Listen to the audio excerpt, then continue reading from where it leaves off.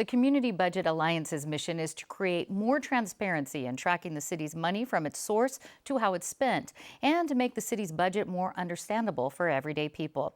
Kira Green, a research analyst with the Center on Policy Initiatives, and community organizer Avital Aboudi with the Greater Logan Heights Community Partnership, are here with a rundown of the budget and some suggested changes. Welcome. Thank you.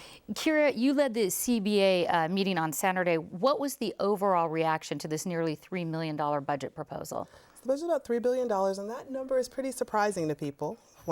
Because many of the people who attended were fairly new to the process.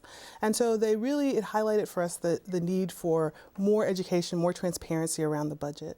What did you like about the proposed budget? What I liked about the budget is that it's moving in some of the right directions. We like seeing more library hours and return some of the money to services that have been very much cut in the last few years when we had an economic downturn. And Avital, what did you like about it?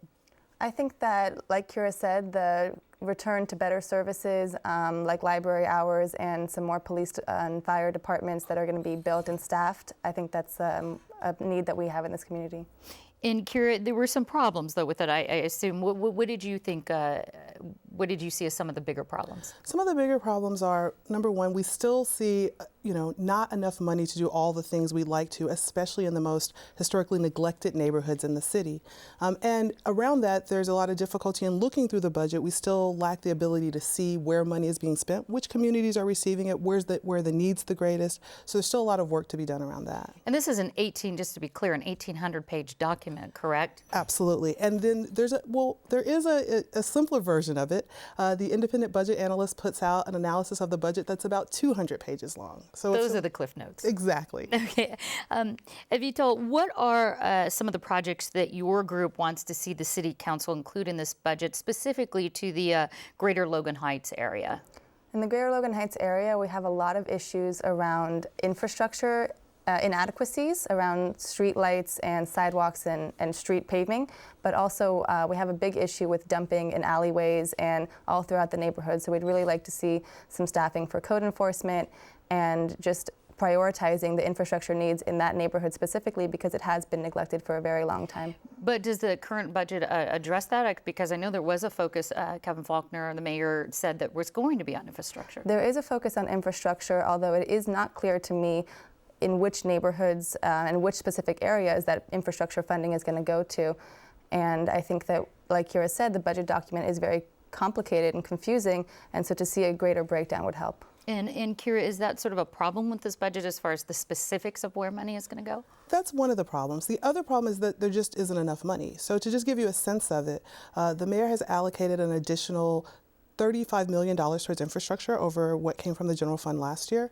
But that's against a need in the city of infrastructure needs that are at least $2 billion. They're probably more than that. We're expecting to do some assessments of sidewalks, parks, and as we do that, we'll get a better sense of what the city owns, what it doesn't own that it should, the state of the things that it owns, and that number is likely to go up even higher. I know the CBA submitted a list of priorities for the proposed budget. What have you asked for, and how good of a job is the city doing at trying to meet those priorities? The city is certainly addressing some of our priorities, but we continue to have real concerns around issues of equity, so making sure those projects happen in the most underserved neighborhoods. We also see we would like to see more of a focus on enforcement of some of the laws that we have on the books. So for instance, there is a need for enforcement of the living wage ordinance. That's one of the things that the council made a new commitment to, making sure that people who get public contracts pay a wage that is good, provides good jobs.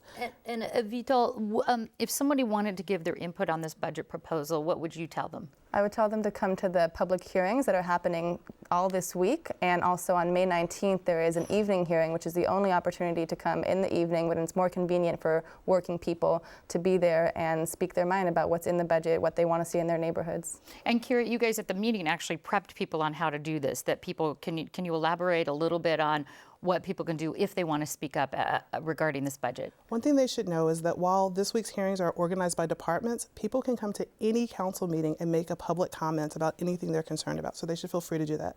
In our training, we talk to people about the fact that they'll only have somewhere between a minute and 3 minutes, depending on how many people there are. So you have to be really concise in getting your message out there. All right, well, we have a lot more on the public hearings and the agendas, the dates and the times at kpbs.org.